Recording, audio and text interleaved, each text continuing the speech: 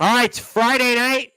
You're getting ready for the weekend. You just saw SmackDown. You're tuning in over to AEW Rampage. We've got you covered here and some. We're getting ready for Crown Jewel. We'll talk who knows what else in between with two of my guys who cover wrestling for us here on Sportswire Radio. Both have podcasts which do a phenomenal job in representing the Sportswire Radio brand. First is the host of the Hockey Fan Chat, dabbled a little bit in the world of wrestling, Mr. Randy Dillon, and he's the host of the Be More Talkative podcast, which you've been hearing throughout the week on Sportswire Radio. We've been playing a marathon of his shows, including the likes of Mr. Painmaker, Joshua Allen, and of course some legendary musicians mixed in between. It is the Baltimore Kid. And fellas, happy Friday, and how we doing tonight? Doing pretty good. How about you guys? Doing great. Had a great Oh, we're day. definitely doing great. We got a lot of wrestling to talk about here. Now, certainly, I'll get into the Flair news, but we are getting ready for Crown Jewel. And Bianca Belair is back with a mission. And I almost felt like a little bit of a new edge. And what did you guys think about that? And getting ready for this card coming up tomorrow? Tell us your impressions, in the very least, at the main event to start things off between Bayley and Bianca Belair. I think one phenomenal card for tomorrow. For those who watched the early Saudi Day pay-per-view show, they were really downhill with them throwaways in the middle of the week. Yeah, I remember it. Them bringing back veterans, bad spot. But this feels going to be a great card to talk about Bianca Belair and Io Sky. Listen, this is a great match. You talk about the chemistry these two had going back to their time in NXT, how both have arisen. Definitely, we saw more of an edge for Bianca Belair, and it gets you to really think, is she going to flip and turn heel down the road? I'm not going to say it's going to happen at Crown Jewel, but there's definitely talk there. And I do think Io Sky is going to walk away still the SmackDown Women's Champion going out of Crown Jewel. What do you think, Mr. Baltimore Kid? Yeah, to pretty much build off of what Randy said, I feel like if that does happen, if Io does retain, that could almost spearhead that heel turn. Bianca gets angry, let's say that damage control somehow interferes. She can't win clean. Again, as I said with Drew, they've been teasing a couple different heel turns here lately. I don't see why she couldn't very well be one of them. Yeah, you definitely saw a little bit of a new edge. Maybe the first time we've seen this edge from Bianca Belair, if I recall correctly. Kind of really fascinating in a sense that you see that. And then also conversely, on the women's side over on Raw, I mean, what is your impressions there? Do you in this whole kind of like gauntlet challenge there? I mean, Nia Jax is certainly challenging, and what are you guys' impressions there on the Raw brand? It's going to be a train crash. You got a lot of strong, powerful women in this match. Raquel Rodriguez, you talk about Nia Jax, Shayna Baszler, the MMA specialist, the submission magician, Zoe Stark, who's shown she had some real power behind her game, and that Rhea Ripley, just incredible feat on her. This is going to be... She did a great job holding the title. I mean, she's been the champion here for, quite a bit. Yeah. No, exactly. This, I feel, is going to be a hard, heavy clash, very physical, going to be a well-fought match. I do see Rhea Ripley retaining, leading later down the road between her and Nia Jax have a match later on, but my money's on Rhea Ripley walking out with the title. What do you think, Mr. Baltimore Kid? On the flip side of that, I don't know if you guys can see it from this angle. I'm a little bit confused by this match. Like, usually I would think they would use this kind of match for a champion that they're trying to make look strong. Rhea's had the championship for a while now. Like, I don't know why they're putting her in a gauntlet situation. Go ahead. We lost them. Oh, no. Can't hear you. Here we go. Can you hear me now? Yep. Okay. My Wi-Fi is a little slow at the moment, so I apologize on that. But so I have a theory on that, and I'm glad you brought this up. I actually think, this is how they're gonna make her look strong, because yes, you're right in the fact Rhea, she should be unstoppable. She should be this monster. But think about all the names that you and Randy just spoke about. Zoe Stark certainly got some strength. Shayna Baszler, obviously. Listen, you could say that she put Ronda Rousey out of WWE. Sure. Nia Jax has come in here and been very impressive. Raquel Rodriguez has certainly got history there. So conversely, maybe you could say this is the moment tomorrow that Rhea maybe reaffirms her title run. Yeah. I mean, I could. Sorry, Randy, my bad. No worries, TBK. The other thing I was going to add there is if you look at a few of Rhea's last match, Dom has been a factor. There's no way Dom can be a factor because I think if he does, he's going to get hurt by a few. Well, he'll get thrown on his butt. I mean, between those names I just rattled off, I mean, Nia is basically twice the size of him. Zoe's no chop liver. Shayna Baszler could probably choke him out. And then, oh, by the way, Raquel Rodriguez. So you got to really stacked there. So, I mean, I understand where you're coming from, Mr. Baltimore Kid, but I still think at the end of the day, there's a way that you can push this here. And let me get to some comments here before I say hello to everybody else. Ron here says, good evening. He is partying for lucky him. Appreciate that. But he thinks that Rhea is going to come out on top like she always does. So you guys agree with that? Do you think that ultimately Rhea retains? Yeah, I mean, I could see it happening, but like I said, I mean, I think, I don't know. I feel like, I mean, they've been teasing her to possibly, I don't know if they can do it, but they've been teasing Rhea to even maybe have some like intergender matches. You know, like I said, I feel like she's already strong. So putting her against all these other competitors, like to me, it seems a little, I don't know. I guess the word I could use, it seems a little cheap, but I could see her retaining. You want to say something, Randy? Go yeah, ahead. I'm going to add one thing there. I think originally it was supposed to be her and Nia Jax, but I think, listen, Nia Jax is not a lot of people's favorite on the internet fan. A lot of hate. I think this is kind of a way where we can kind of get Nia back into the fold here in this 5-way to kind of show, listen, Nia has been shown she's a little bit of a dangerous worker. Maybe this can something help pattern her resume, soft up for the crowd. So I think rather than going that one-on-one and get people turned off completely, the fatal 5-way add a little bit more, take more off Nia than anything. All right, fair enough here. And also, I got to ask you guys, speaking of the Judgment Day, Cody Rhodes and Damian Priest, you know, if you believe what you read out there, maybe we're seeing Mr. Priest not once, but twice tomorrow. I mean, it could maybe be that moment, but, you know, what do you guys make here of this matchup? Is obviously it's kind of thrown in here to keep Cody going, and obviously Damian Priest right in the mix of things. So what do you expect here in this match? I mean, I kind of feel like if they are, I don't really feel like Cody would get hurt too much if Damian were to win, if Damian were to go over. And obviously if they're going for the cash-in angle, man, like we've been saying, if they're gonna do the heel turn for Drew, whether it's against Seth, whether it's against Damian, if there's an interference, again, I'm gonna take it back to the Bianca thing. If there's a heel turn, he doesn't get the win clean, the match isn't clean, there's an interference, they can easily turn that around and he just loses it, goes psycho, destroys Damian, whether Damian gets the cash in or not. It's a way to build up Drew. Yeah, I don't think it hurts Cody at all if Damian were to go over.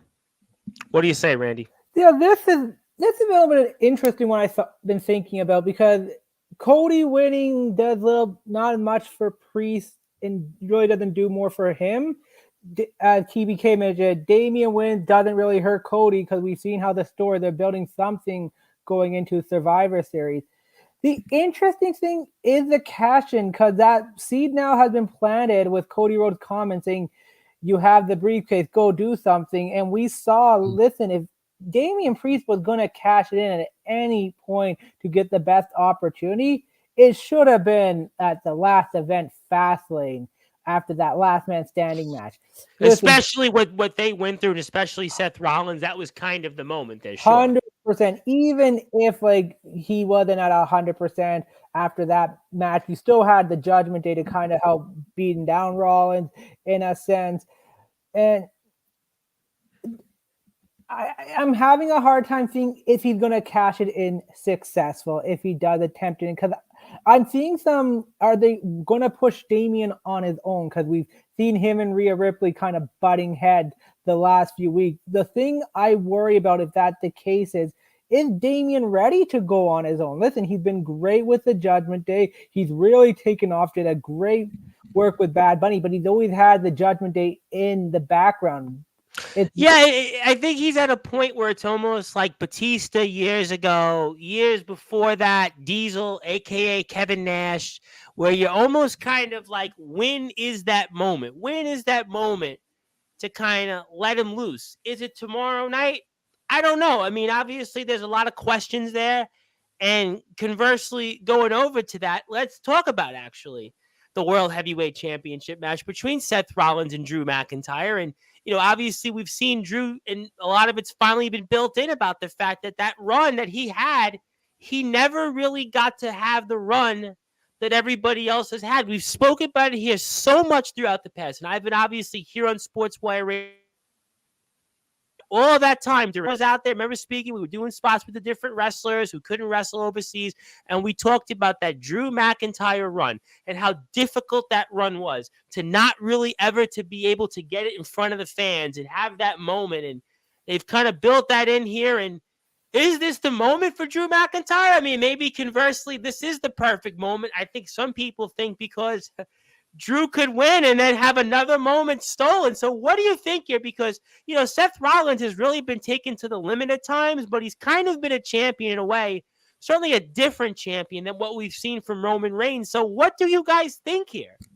I think this is the another perfect storm for Drew McIntyre. They're bringing all his accolades back, from him winning the Royal Rumble, then COVID happening, winning the title in front of no one, really coming out during the the Thunderdome era, and then coming back at the next WrestleMania not to win, going to Clash of the Castle in front of all his fans in the United Kingdom, and losing that as well. Being denied by Solo, yep. Exactly. So I think you have the perfect storm for Drew McIntyre again. I think this is you have to capitalize. I'm a big fan of this Drew McIntyre, especially the last few years when they've taken away from that kind of bodyguard, tough guy. I like what he does on the mic. I feel like this kind of swagger where he's still trying to be appreciated, but saying, you know what, I'm doing things my way. I think it's brilliant. I think, listen, you've gotten a lot out of Seth Rollins.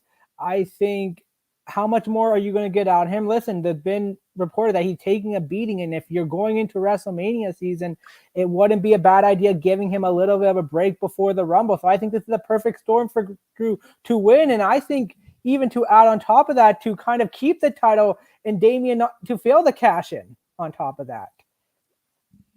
What do you say, Baltimore Kid?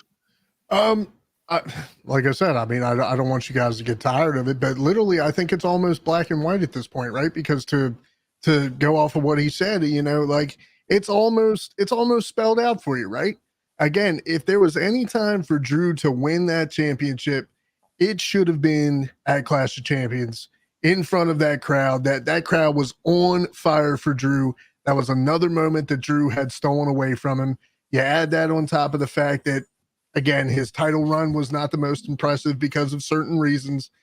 If he goes in there, right, he's got all the momentum behind him. Everybody wants to see him win. Everybody feels like, this could be the chance. And again, he has that moment ripped away. Let's say that Damian does cash in, right? Let's say that Drew wins and Damian cashes in on Drew. That sets up the heel turn of the century right there. What can make him more pissed off at that point? You know what I mean? Like, again, he has another moment that's. It does remind me almost, with Diesel after he lost the title at Survivor Series to Bret Hart.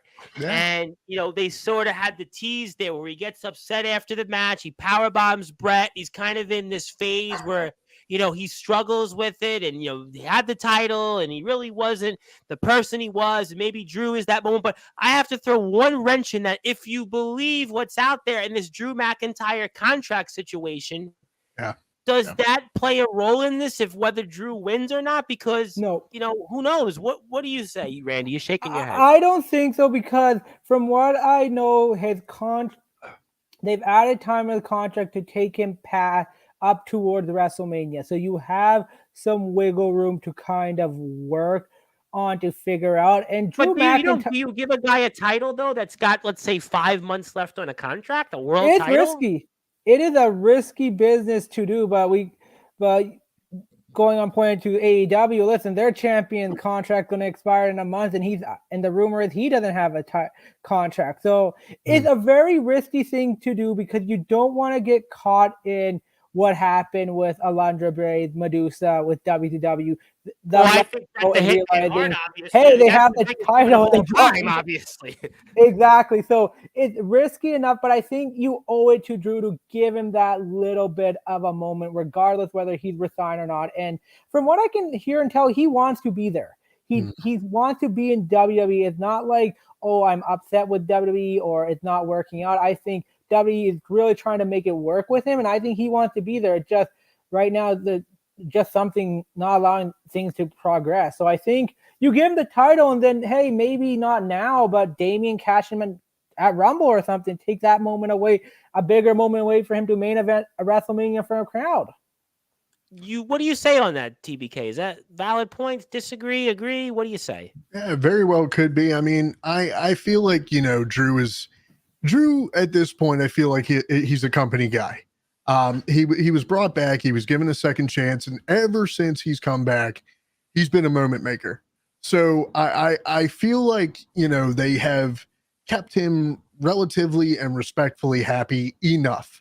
Obviously giving the guy a title is a big incentive to stay. But if you don't give it to him, then like I said, you build up a hell of an angle and you keep him, you make it worth his while either way. Yeah, I think that you can make that point. You throw somebody a bone, you give them a title.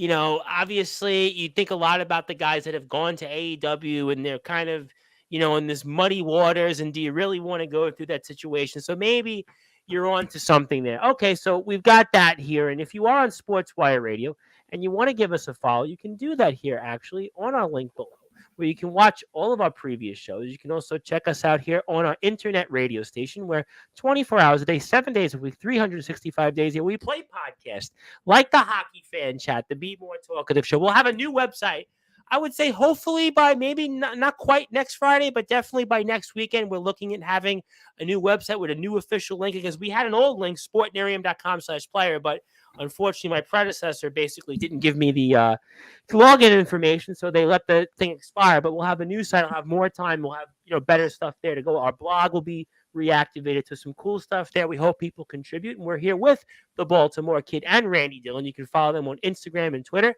Randy's at Randy Dillon. You can also follow the Baltimore Kid. He is on Instagram. You can check him out, and his Instagram handle is xxt.b.k.x92. Make sure you follow him and all the great things. My name is the Reverend Tom Bryce, your voice of all wrestling, the host of the Sports Report, the owner of Sportswire Radio, the #1 global radio station. We'll be here for about 20-25 more minutes, and then I'll take a little bit of a break, but then come back at 11:15 p.m. Eastern Time with the XCW New Age champion, Eric Mason, will be in the house. They just had Halloween Harvest. We're going to recap that with them. So if you were looking for the regular sports show tonight with the NFL stuff, that'll be back next week with Preempted with XCW Shelbyville coverage. So we hope that you'll hang out and stay tuned with the champion. But in the meantime, we're talking all things related here to Crown Jewel, and we'll get into AEW toward the end of it. But, guys, I got to ask you, speaking of championship matches, not quite yet Roman Reigns, but Rey Mysterio and Logan Paul here for the U.S. Championship. You think about the U.S. title and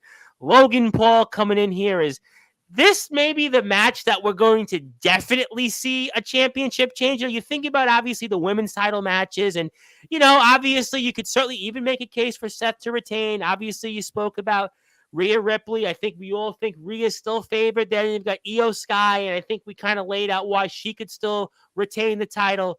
But is this the one of all the title matches where we think we'll see a title change and none other than Logan Paul becoming a champion? What do you guys say to all that?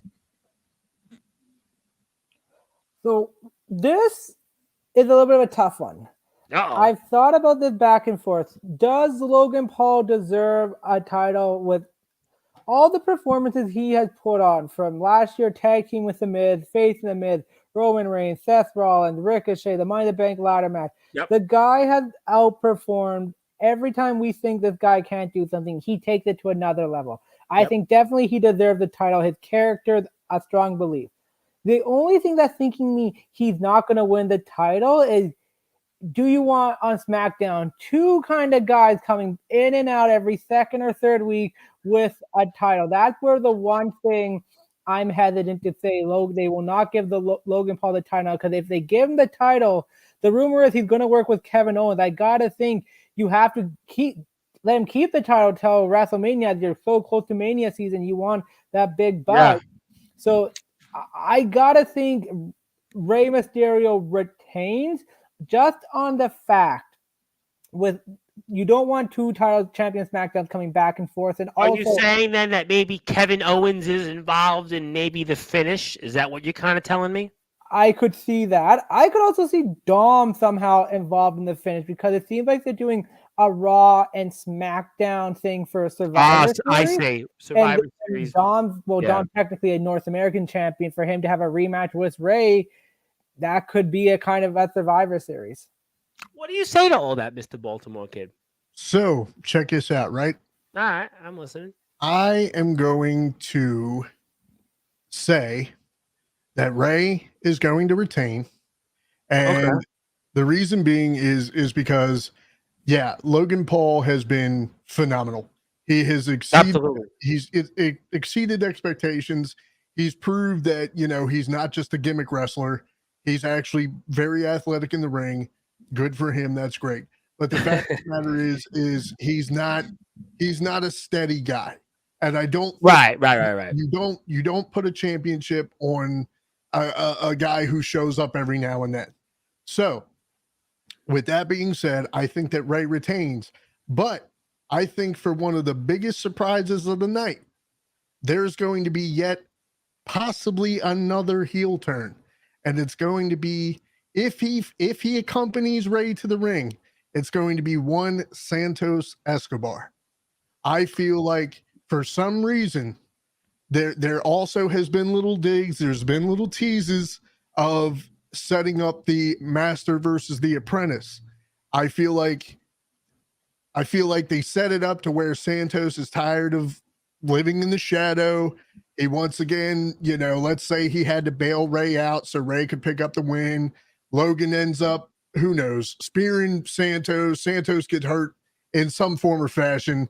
After the match, he's got Rey up on his shoulders, and it's an evolution moment. Boom. Drops him off the shoulders. Yeah, Randy Triple H, We get a huge heel turn. That's what I'm predicting. I think it's possible. That is, I love that theory. You know what? I mean, that's not bad. I mean, that would make sense because you've obviously got the LWO. You brought Carlito back. Mm-hmm. You've had Santos sitting here, and it was really kind of his title he was going for, and Rey found a way. And I mean, you listen, Dom and Rey, we saw that happen, and look at how it worked well for Dom and maybe Santos. This is the moment. You could see that. I just thought originally Logan Paul, Kevin Owens. I thought maybe Logan Paul with the title. I understand the point though about two champions on your brand that aren't there. So I think, okay, maybe you changed my mind a little bit. We'll find out. But speaking of things we spoke about last week on the show, John Cena, and obviously John Cena, we wonder in how much longer we'll see with him. But I guess I'll ask it again formally because tomorrow is the show itself. I mean, does Cena finally get his first win in 5 years? I mean, I just can't believe that John Cena hasn't won a match on WWE programming in 5 years. I mean, it's kind of hard for me to fathom that. But is this the moment? I mean, you guys I'll let you take the run there. I'll take right. Right. So I really feel like at this point in his career, Cena's he's playing his role. He's putting guys over. He's being the utility player. Yep. Yeah, and I think that's what he should do at this point in time. Like, I get it. They're still going to make him look strong. The promo that he cut tonight with half a voice was still a John Cena promo. It still got the crowd fired up. But now you're going against the bloodline enforcer. You're going against Roman's guy. And I don't see them like having Solo lose to cause any tension between Solo and Roman or trying to go for that angle or anything like that. So I think, when it's all said and done, they have their happy moment behind Gorilla and John Cena goes, okay, kid, do your thing, What do you say, Randy, to all that?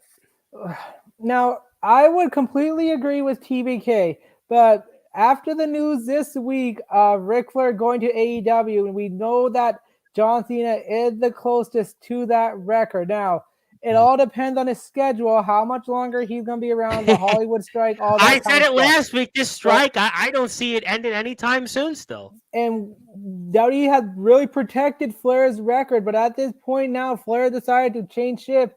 Is it time for John Cena to win the 17th time world champion to get him that momentum?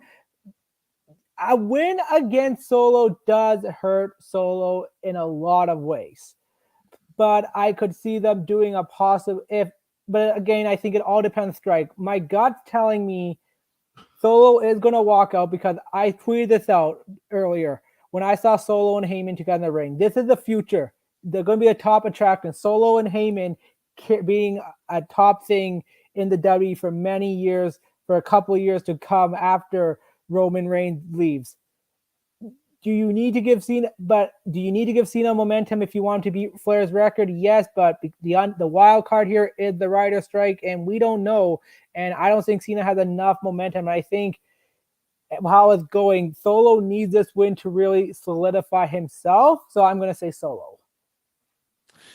Yeah, I mean, I think those are very valid points on both sides, and I think Cena is interesting to throw out there for Flair's record. I'm still going to say what I've been saying for 2 years, that his daughter will break the record, but, that's all thrown out the window because I guess maybe we should talk about it. I'll get to Roman last then because obviously we spoke about Cena. Cena's, I guess, the standard bearer now that Flair is out, but Flair has officially signed this multi-year contract with AEW, and obviously we knew last week on the show when we spoke about Flair debuting that Flair was going to be here in AEW. This was not going to be a one-off appearance, and we're getting a 2-year contract with Ric Flair. I mean, how do you guys feel all about this? And what do you think this adds to AEW? It's kind of a mixed week for them. Ratings were up at Dynamite, but I heard attendance numbers weren't doing too well. So, I mean, what do you then think here about Ric Flair and this, again, multi-year contract he signed with AEW?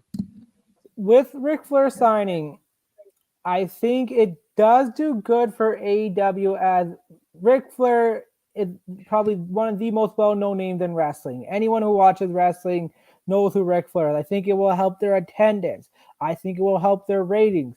The one thing it will not help if he gets in a ring and does a program with someone. I don't mind Ric Flair doing similar what he did with Triple H back in 2002 and doing that with MJF, but they've gone on a completely different heel role and making MJF kind of this big baby face of the company like John Cena. If Ric Flair does a program in WWE and AEW, it's going to be awful. I was watching his match with Sting in 2011. It was a decent match, but you can tell Flair was slow with the pace. There was a lot of break. His movement was not right. And we're going 12 years later, and the guy now who has had a major heart situation, has a pacemaker in that sense, and doctors are saying we are okay with him wrestling. This is I don't see. I'm going to step in before I let the TBK. I can't see, though, TBS, TNT allowing him to wrestle at 74 in a singles match, especially against Sting. I get it. There would certainly be a novelty of it. Their history on that network is certainly maybe the biggest of any two wrestlers. But I have a hard time seeing that 74-year-old Ric Flair wrestles 64-year-old Sting in a singles match, whether it's on free TV or pay-per-view. I don't know.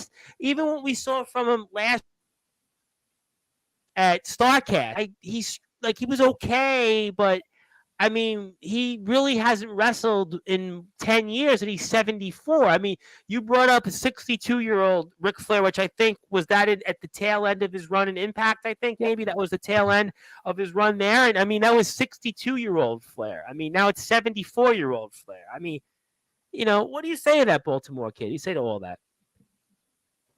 Why? Why? I think that's what a lot of people say. Like- Listen, like- go ahead. Yeah. Except for the ratings poll, he does not need to be there. I don't get it. But if they decide to use him, I would hope, because God, I agree with Randy. I do not want to see that man in the ring.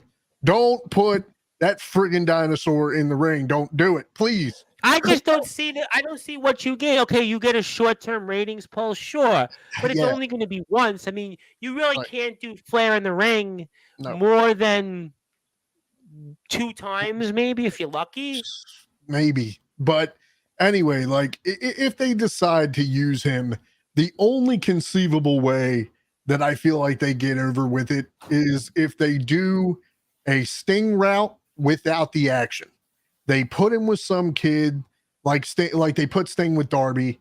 They put him with some kid and let him do what he does best. Let him be a mouthpiece and keep him the hell out of the ring. I think he'd be fine. Yeah, listen, as a manager, mouthpiece, I have no problem with Flair. I don't think Flair can do that, though. That's my only concern. I really think Flair still thinks he can go. He's even said after his match last year. I know what you're going to say. I heard it too. Go ahead. I want to have another match. And Flair, you've looked at all where he's worked with. And even in Impact, he was supposed to be their kind of mentor, the young talent. He was still doing matches. He was still doing big things. And this was 10 years ago. 10 years later, he's still heavy trying to get involved in the wrestling business. I don't have a problem with guys like Billy Gunn, who still are in great shape. I don't have a problem with Jeff Jarrett, who's still in great shape. Chris Jericho, I think, is still in very good shape, but they're in their 50s going on 60. Flair is 74. You're absolutely right. Sting, they certainly did it very well. They were able to kind of like mask a lot of his things, and I've got a few comments, so let me get to them here. Priest needs to cash in already. Yeah, it has been a while. I agree with you that on Ron. Want to say hello to Skulls the Soul Hunter, is enjoying his new wrestling gear. We'll maybe see it out there in the ring one of these days. And yeah, it's the battle of the old farts. I mean, listen, I remember as a kid, we were talking about Hogan versus Flair. And at that time, Hogan and Flair had to have been, I guess, maybe late 40s, early 50s. We're talking 20, maybe 22 years ago, whatever it was, in the late 90s, early 2000s. And they seemed old then. Flair is, again, 20 plus years older then. And I don't know. I mean, but I agree with you, Randy. He said it after StarCast last year. He's not done, that he would like to go again. It's certainly a ratings ploy, but I don't know. He said as well, I think he said he wants to go with MJF. He wants to go with their best in a thing.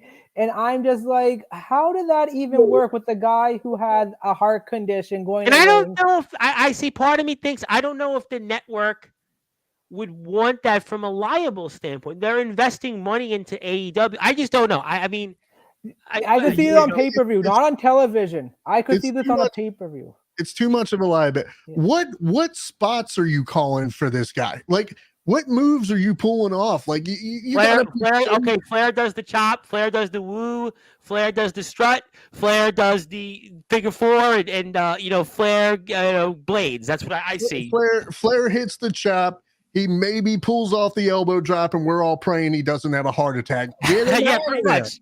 And those were I remember, those were the matches, and they had an angle on Nitro years ago where Flair had the stroke. And then we're now talking about this multiplied by 25. I mean, he was 50 then, he's 75 now. I mean, I don't know. I mean, the one thing I'm going to add is this a ploy for AEW to somehow convince Charlotte Flair to go over? That's the one thing I think. Are they betting on?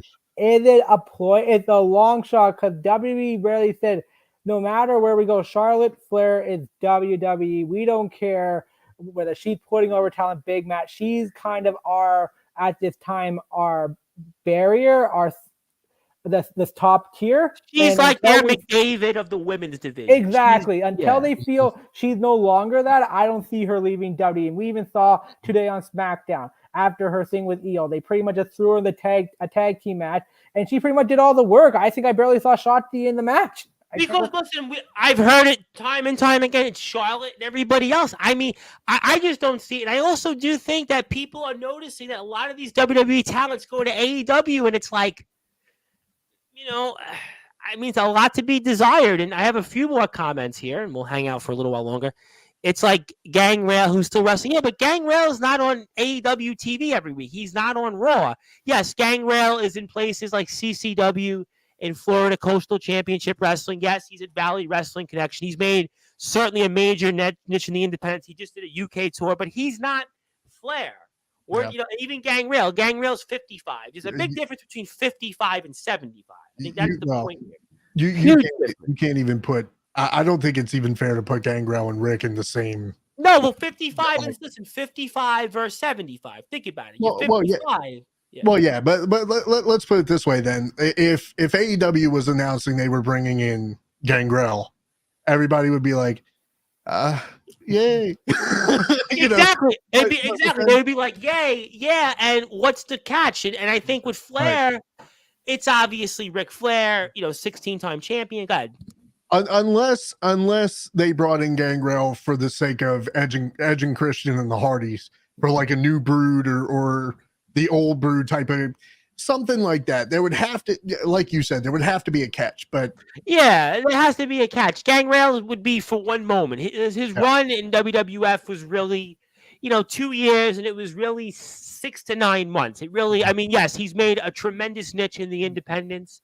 And he's made a great living, and he's actually wrestled guys I know and I've interviewed. Great, but I think Flair, it's a totally different discussion. I want to say hello here, I believe, to somebody. Whatever.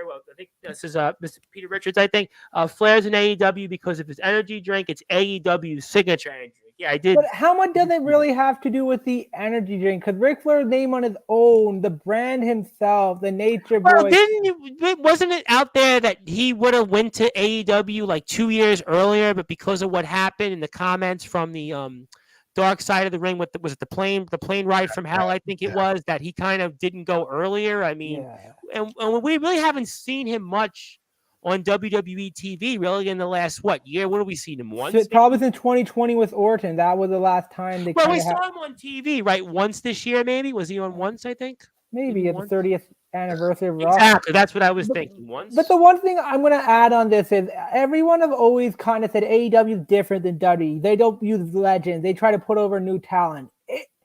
That moniker, I think, is dead at this point. We saw this week Paul White showing up. Ric Flair now there. It's pretty much. Hey, listen, I just mentioned Jeff Jarrett's a part of things. Jericho's in his 50s. Billy Gunn, the Hardys are there. Edge. I mean, Christian. I mean, I think a lot of their roster is veterans and old guys. They had Jake. Exactly. Billy Gunn might be the only one I would say that actually helped to put over talent. Jericho, he's trying to push himself as long as he go. Christian, really, I think could he still have a run, which I'm okay with. Sting, they didn't know with. Jarrett, I think because of the thing with time and impact that maybe. Well, Jarrett, I understand his unique case because he's certainly knows a lot about the business inner workings, probably has a lot of connections. There's things I'm sure backstage that he's helping them with in terms of their transition. I got that. I agree with you on Billy Gunn. He's in phenomenal shape, and he's really, it's Billy Gunn, everybody else. And then Sting, obviously, we throw in this. But the point is that I think we all agree that they're not really this company that's an alternative when they've got their roster filled with guys that are in their 40s and 50s. So you can't say that you're the alternative here. And Flair, yes, has shown up, which we think we mentioned, here and there periodically the last couple of years because of Charlotte. His last big angle. They kept him out of the ring, though. The one thing that Duddy has done, they have kept him out of the ring. That's because he retired. Technically, they honored his retirement. He never abided by it. But in WWE TV, his last match was WrestleMania 24. Simple as that. That was done with. And that's how it should have been. Honestly, Flair should have ended it at 24. He should never have tried these aborted comebacks, the Hulkamania tour, the Impact run, even StarCast last year, and all these aborted things. He should have finished on top. That's it. He was 50. It was the perfect ending. He had a great run, that great year. He won the Intercontinental title. He was wrestling till he could, no longer lose. It was a phenomenal well He had done. a great match with Shawn Michaels to go off on top. Phenomenal match. Absolutely. Sure. And that's what it should have been. He had the perfect send-off. It should have been that moment. He should have been done with. But Flair is like a lot of people that can't figure out, when they, it's like boxers. Your boxer can't figure out, Evander Holyfield was famous. He was one of the greatest boxers, but could never figure out when to end his career. Hockey, right? Joe Thornton just ended his career, Randy. Joe Thornton played for 20 plus years. Jaromir Jagr's out there still. Mark Messier was playing. Some guys, Chris Chelios, they just can't figure out when to end. But before we end, I have to bring up the main event tomorrow night, and that is Roman Reigns and LA Knight. Roman Reigns says a lot once again. LA Knight talks about things here. I think everybody's going to say that they're going to be skeptical of LA Knight winning, but is there a plausible point here for the movement to actually walk away and end one of the longest runs in modern wrestling history with Roman Reigns? Nope. I'm going to say a flat out no, because I know it's kind of bad, but Roman said in his promo today, he said something that was very interesting. Not the part that LA Knight is kind of a gimmick of The Rock. The fact is you got a catchphrase going, and that was about it. And I've said this a few times about LA Knight. He really had risen in the last year. The fans are behind him. But just because the fans are behind you, you still have to have the momentum. You still have to have kind of the story. Like I'm going to compare this to kind of Seth Rollins in 2019 when he beat Brock Lesnar. He went on that title run. That title run was so flat. The Fiend, and then they gave it to the Fiend, who was so over with the crowd, and they were struggling there. So I think even if you're over, it's about your adversity. How do you build? How do you develop? And I think they're trying to do that with LA Knight. Do I think LA Knight down the road could be a world champion? Absolutely. But I think for him to end Roman at the level Roman is in, it just doesn't make sense, especially with Royal Rumble, WrestleMania season being so only kind of 2 months away. So I think at this time, no, the movement's not going to get their win, but they're gonna get a big moment, and how he carried himself in this match and after is really gonna be the determining factors for him. What do you say, TBK? Yeah, like I said last week, I feel like we're close, but we're not there yet. Close but no cigars, they always say. Pretty much. Like I feel like LA Knight, I feel like he's almost next on the list. Right? Because of again, as I said before, if anybody should have won the title, if they were going to take it away from Roman, it was going to be Cody. Yeah. The fact that they didn't do that, and again, the fact that we untimely lost Bray Wyatt, who very well, if Bray was still around, I guarantee it would have been Bray versus Roman for this match in Crown Jewel. We'll never know. Yeah, right. I feel like LA Knight with all the heat, with heat. Holy crap! What am I talking about? with all the exposure, with the momentum is what I meant to say. The movement. Yeah, right. The movement. With all that behind him right now, that's fantastic, and it's fantastic for him. But I feel like he's just.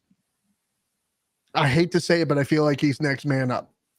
Yeah, I kind of think the same, because if you think about the run, right? Sami Zayn, we spoke about, me and Randy months ago. Yeah. Drew McIntyre, we spoke about. You think about even when Edge came back a few years ago with Daniel Bryan, and when he was Daniel Bryan, you think about all the different people, John Cena when he came back, Kevin Owens. I mean, they've all been collectively close, but Cody Rhodes was the guy that had everything that told you that's the moment. And then I still go and say, well, who is ever going to be that guy? I mean, if you don't do it tomorrow, I agree with you, right? Likely, probably not going to happen. Logan Paul even throw in there, because Logan Paul had a moment. Seth Rollins was in there, who technically is I think the only person to have beaten Roman Reigns in this run on pay-per-view. He beat him, I think, by a disqualification. Obviously Seth has the title now. But the fact is okay, so he doesn't win tomorrow. But who else is? I don't know. I really like. again, I don't think this kills any of his momentum. That's just goes without saying. But do you try to throw Kevin back at him? I feel like he lost too much, and we spoke about Logan Paul. There's a comment here about this, but I don't know. Kevin Owens to me too far down the. There's down rumors the pipe. AJ Styles might be returning, so I could see him and Roman at the Rumble. The CM Punk theory, they're so out. Well, I mean, that's a total. I mean, now that is a total wild card. Yeah. I don't know those CM Punk. Now there's somebody else that has a comment, but again, I throw this in the CM Punk territory. Randy Orton. We really don't know.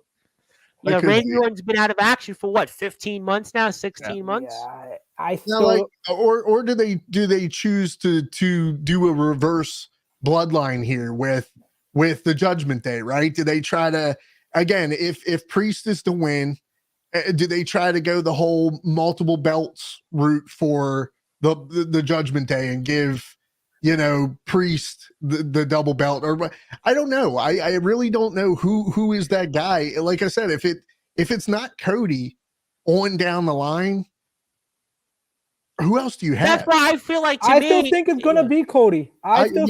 Yeah. Well, there's right, but I think that goes to the point that all the names we mentioned in the 3 years, I mean, leave aside, Bray Wyatt, we'll never know. I mean, you have to throw that out there. He never got his title rematch. And again, that's like, to me, in baseball, if you were a Montreal Expos fan, you had the best record in baseball in 1994, but you didn't go to the World Series. We'll never know. I think that's a separate discussion. But I think Cody, to me, is the only person that you really has the viable story to. All these names. I would have waited with LA Knight. I wouldn't have put this right away. I would have liked to have seen it go to the Royal Rumble and make this call. I mean, I'm like you guys. I'm skeptical he takes the title at Crown Jewel against Roman. I feel like the only way that happens, and this is a way out of left field, I guess a comparison or whatever, but I feel like for that to happen, there almost has to be a Brock Undertaker moment where Brock wasn't technically supposed to break the streak. That happened because Taker got concussed. Something catastrophic has to happen for them to put over LA Knight. Like I just don't. Randy, you said it best. Randy, you said it best. What are we looking at? This LA Knight run with the fans has been 7 months. We're talking about 6-7 months. It's basically like lightning in a bottle. 6 months versus Roman Reigns. It's looking about 6 months, but I even think it's been even less because it really it's been picking up, but it really didn't pick up till I would say May, June. So we're looking at 6 months though, but that's exactly my point. 6 months. So about 3, I would say that maybe 3. Okay, so about 4 or 5 months, like 5 months. So we're looking about 5. It's lightning in the bottle. It's, to me, it doesn't. But he hadn't had that. The only thing with LA Knight is the big one-on-one win where it's like, okay, he had a big win against Miz. He got the big tag team match with John Cena, but he hasn't had that. Yeah, you didn't feel that moment.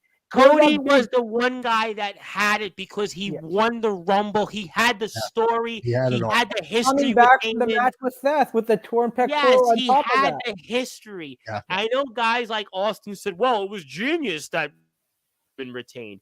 Yeah, and that's why WWE is struggling in a sense because from a storyline purpose, you don't have somebody that you can pivot. It's always like in basketball. We do a lot of college basketball in Sportswire, and you have to be able to get the ball out of bounds to be able to bring the ball back in bounds. WWE to me still doesn't have that guy I can pivot with to get the ball to the other side of the court so I can continue the game. And I think that that's the problem. Cody was the guy that you had that could do it, and they just, to me, look, maybe you're right. Maybe we go back with this at Mania. But, I mean, I don't know. To me, it's almost like, again, when Lex Luger won the goofy count-out match against Yokozuna and you tried again, you had the double victory at the Royal Rumble with Bret Hart and you tried to restart it and the fans lost it. I don't know if the fans will lose it with Cody, but I'm just skeptical. So I think basically we've agreed that Roman's probably going to retain. We've got an opening match with Sami Zayn and JD McDonough. I mean, obviously, we could talk about that. You figure out who you think there. But I think we've got an idea of what to expect. So let's obviously get here to closing thoughts. Anything else you guys want to talk about when it comes to the show, WWE, AEW, wrestling in general? I'm going with you, Randy, my friend, first, and also you're welcome to plug any of your social media. Thanks, Tom. Just one thing I'm going to go back to with talking about Roman is the way they build him now is not even how he lose, it's when he lose, how long he's been going hold this title. It has to be a big story. They had their moment. I think they had two moments where they could have done it. At Clash of the Castle with Drew McIntyre, International, yes. and at WrestleMania with Cody. You can't do it at another show, a smaller tier show. It has to be on the big Drew, I stage. felt there was a chance because you're going international, biggest show international since SummerSlam 92. The story was there, and you didn't have it. Cody, I think a lot of people thought Cody was winning. We were on the air, Randy, after, and people were bummed. Yep. You know, people are still bummed to this day. I kind of am too, honestly. But I think, hopefully, I think with his title reign, how long it got, 1,000. I know that the thing when you get to WrestleMania next year, we're getting a little bit far away where he's going to be close to Hogan's reign, and could he pass it? I'm going to say this much. It's most likely he's not going to hold at WrestleMania next year. He should drop it going back to Crown Jewel. Listen, I think tomorrow's going to be a phenomenal show. AEW, going on AEW thoughts. MJF, I'm really interested in what they're going to do with him going forward, because I don't mind him being a baby face, but I feel he's built his reputation in that company as a top heel. It's kind of like, it reminds me so much of Roman, where, yeah, the baby face is okay, but he's at the top when he's this mega heel of a company, and I think that's going to work out. But I think this is kind of put him the wrong direction. Right. So we'll see what happens there. But for Crown Jewel tomorrow, I'm looking forward to it. Going to be a great show. I'm actually going to be fortunate not watching the show, so I'm going to be heading out of town for the weekend to celebrate my birthday. But happy birthday, Randy! Big happy birthday! Thank you. I'll give my thoughts after, but a great show. If you want to hear my opinions after I start watching Crown Jewel, please do. You can give me a follow on Twitter at Randy Dillon. Dillon spelled DHILLON. Or you can check me out on Instagram, same thing, Randy Dillon, DHILLON. And we'll recap it next Friday. We'll be back on the air, and we'll talk about what we thought and everything else. And happy birthday. I hope you enjoy it, and I hope that your birthday, your next year upcoming, will be the best year yet, and the best is yet to come. And we also look forward to hearing your hockey fan chat shows, which are here temporarily on this link, but for not too much longer. We'll have a new one coming up here in the next week. Absolutely. Happy birthday to you, Randy. And the Baltimore Kid, I want to give you the floor. Anything else you want to plug, share, or say on thoughts of wrestling and your podcast as well, which are doing well, and the guitar resuming, and the floor is yours, and fire away. Yeah. So tomorrow, I'm definitely looking for some big moments.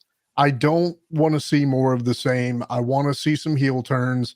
I want to maybe even some surprise returns. Who knows? I want to see something different. I'm looking forward to it. Again, to give my own final thoughts on the whole Roman situation.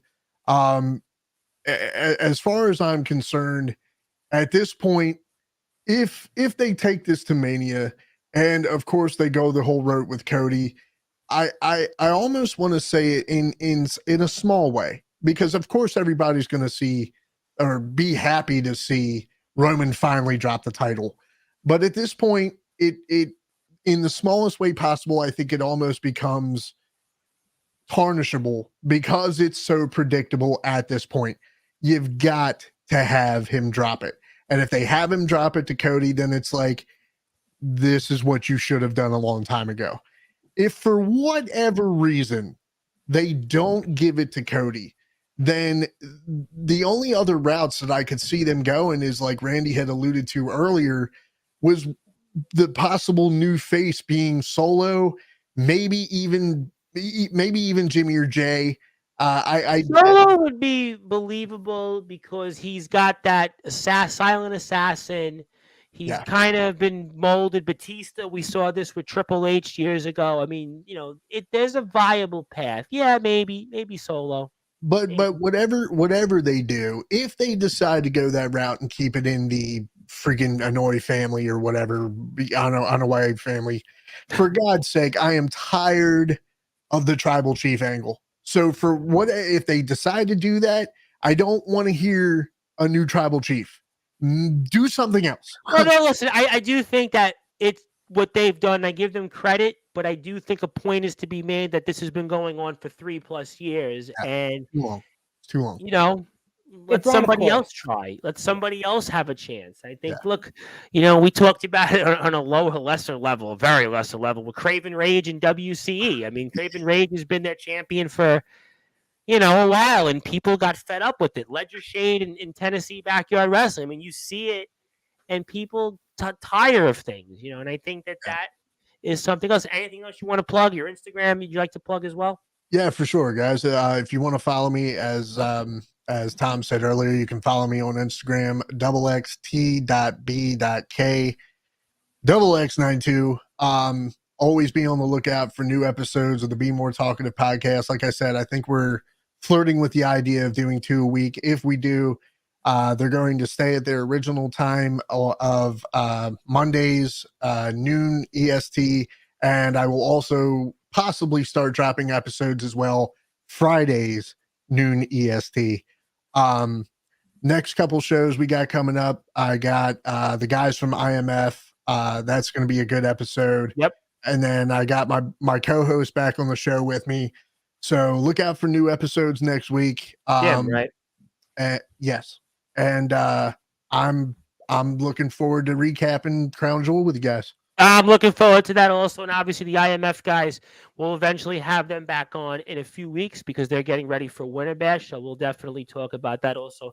Follow the Baltimore Kid on Instagram. You can check him out on all of his shows here in the link below. And it's kind of sad that they have these great names who are employed by them and they don't have faith in anyone else carrying the company. No, I think, look, it's a legitimate point that, who else is there? You have to eventually transition. I mean, you have to try and give somebody else a chance. You'll never know how they'll do unless you give them that chance. And they don't seem to be doing that anytime soon. We'll see if it's Cody. I think we're all in agreement, though. It probably won't be LA Knight, but maybe there will be a title change when it comes to Seth Rollins. Stay tuned. We'll see about the other things. You can follow these guys on Instagram. Also, Randy Dillon's on Twitter. Happy birthday to you again, Randy. And I want to thank everybody here for tuning in and watching. And I'll be back here in about 20 or so minutes. So if you're on YouTube and Twitter, you'll have to stay tuned for station identification because I'll be here with XCW New Age Champion in about 20 minutes. But until then, thank you to the Baltimore Kid and Randy Dillon of the Hockey Fan Chat and the Be More Talkative podcast. My name is the Reverend Tom Bryce, your man behind Sportswire Radio, the owner of the Sports Report and Sportswire Radio, and your voice of all wrestling. And for now, good morning, good afternoon, good evening, wherever you are, on the number one global radio station that is Sportswire Radio.